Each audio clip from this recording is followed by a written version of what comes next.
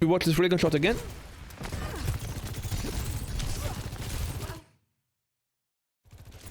Yeah, so we just continued the pattern from our primary fire. Now what's the problem with continuing the pattern from our primary fire? The problem is our primary fire is a projectile. Hello YouTube, welcome to today's episode of Daily Self-Watch Review. We will be reviewing my own Sojourn gameplay again, and let's see how it went. So we go with the watch review for today. We have played a game where we have tried to estimate how much risk we need to take. So we start to play safe, and then we estimate how much risk we need to take, and then go for more risk. But nevertheless...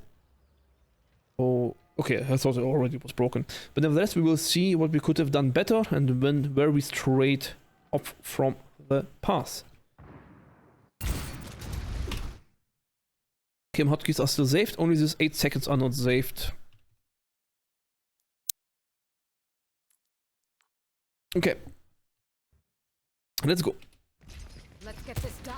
So I have a dive tank, so we have a volatile space from our tank. So the first teamfight we try to play ultra safe and just see what happens. So we just poke the enemies, see only one enemy. We feel kind of safe, see only the Rissa, both supports behind me, tank in front of me, so this should be safe.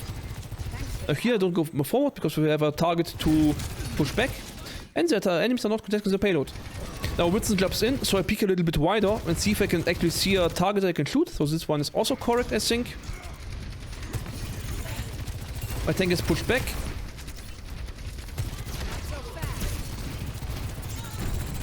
We somewhat coordinate resources with our tank, so this one is also fine.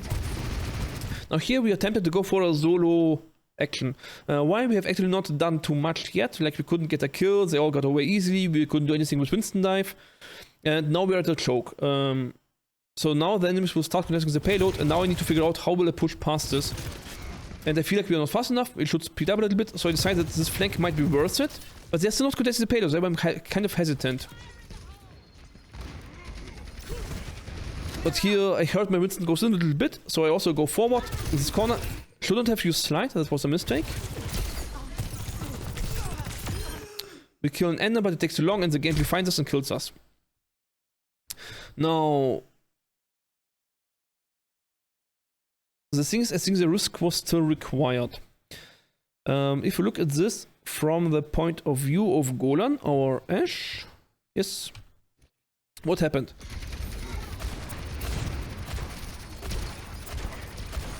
Yeah. So Golan got absolutely zero value, did absolutely nothing, was completely useless. And me being here would just be a second DPS being totally useless. And the enemies you see on the numbers up top are contesting the payload and we cannot push through. So we need to make something happen and we can only do this with our skill. Sadly our skill was not good enough to kill the Ana and deflect the Gantry, get away from Gantry. Mostly because we used our cooldowns. So slight cooldowns bad.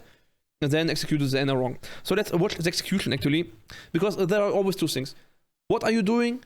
And then how are you doing it? And what we are doing, we estimate now this is correct. I will do it again. So let's see if I can improve how I did it. What went wrong here? So I slide here without reason. That's the first thing. So I do not have to slide backward. And I could have just walked around the corner. There was no need for me to jump here. Orb on Ana, this is good. I cut off the path from Ana to her team. So she can only go to the left from this one. But she walks forward that way, kind of misses. But luckily, she walks backward into it, so this will be an easy kill now. And I messed this one up. Okay, let's watch this again. So we saw the slide, we looked at our orb. So orb... No, I think orb was okay.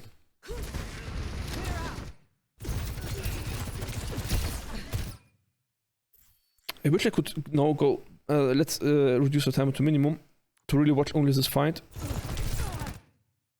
So I think I railgun too soon. I have 43 charge, she has... So railgun does 30 damage plus whatever charge you have. So this here will do 64 damage on body shot.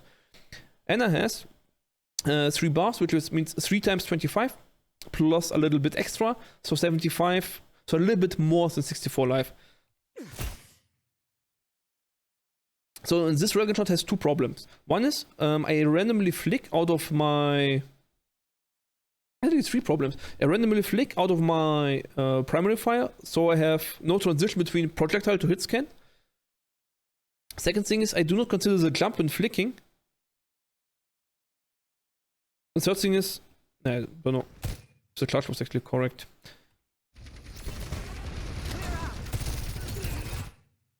Yeah, here under jumps.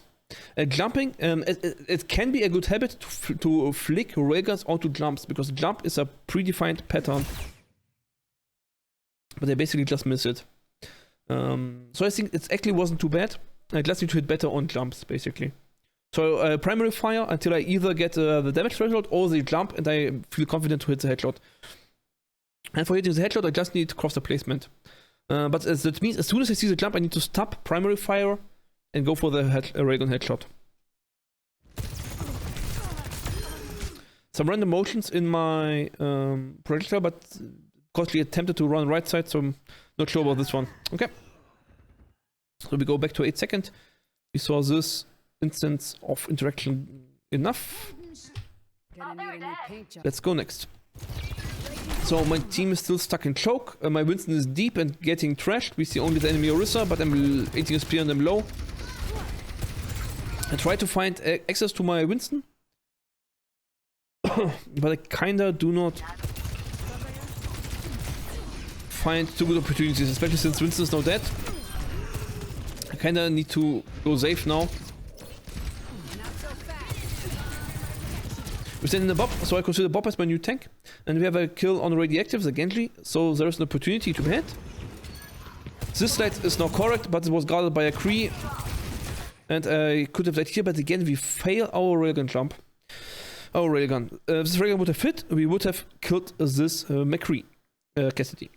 So really look at our railgun again. So maybe we need to get better railguns.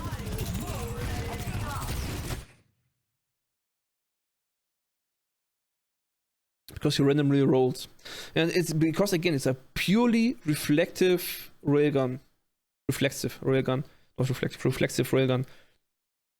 We go from projectile, primary fire, to hit scan railgun seamlessly, just with make a random flick and hope it hits. But what I could do instead is a different aiming method. I will show that in a second, the different aiming method.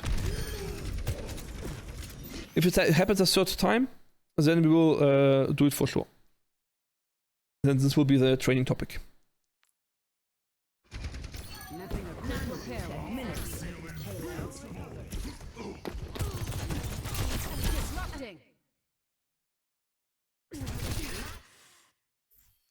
Kinda hit, but again it was a little bit sloppy. But it was the same pattern, like a primary fire and then seamless flick to railgun.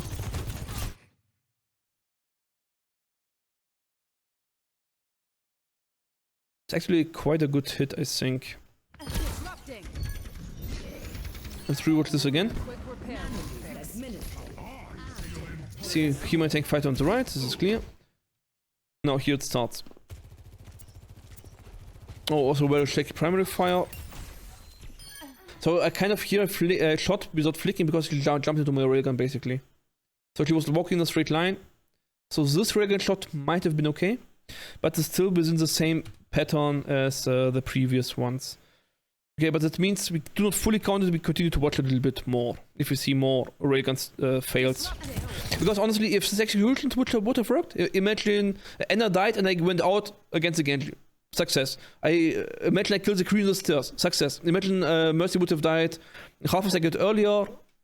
Maybe I would have got more support then. I don't know. So maybe I would have got healed here then or something. I don't know. So here I'm a little bit too aggressive, I think, but it's kind of coordinated with my team. But again, I didn't need to slide. I could have just walked. There was no need to slide.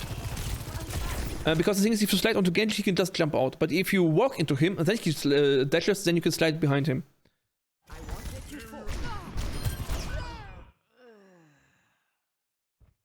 I didn't railgun here, right? I railgunned. And again, same pattern. Okay, so this was number 3. So this will be our training topic for today. We watch this railgun shot again.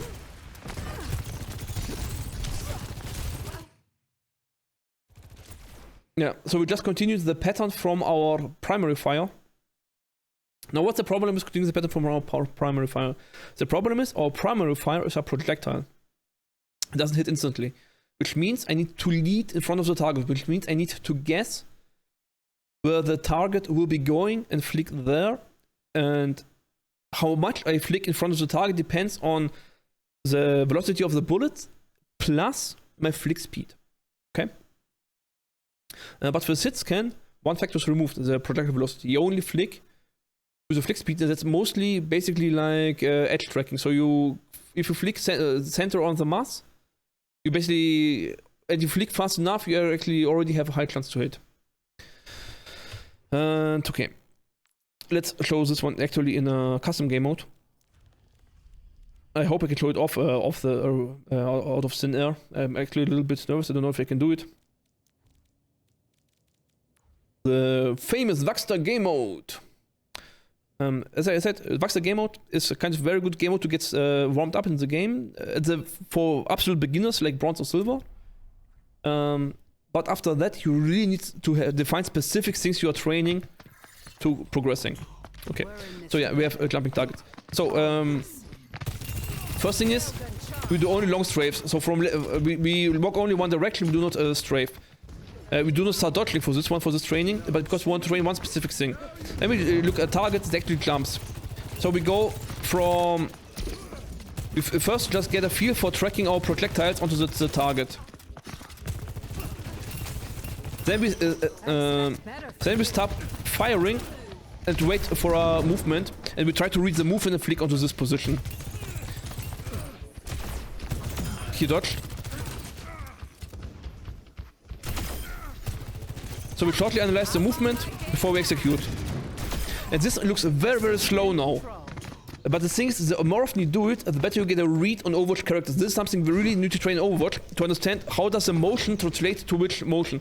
Because a Tracer turns the body different than Zenyatta does. So if you just look how Tracer looks like while turning, compared to how Zenyatta looks while turning. Like Zenyatta kind of leans into it, while Tracer turns her body, but not her head. So the animations are different. And need to learn to read them, and from that make a prediction where the target will be.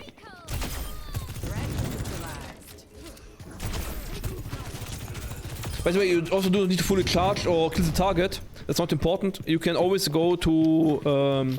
I would train this in easy mode, by the way, for the beginning. But you can also just get all boosts. So you just know when you headshot.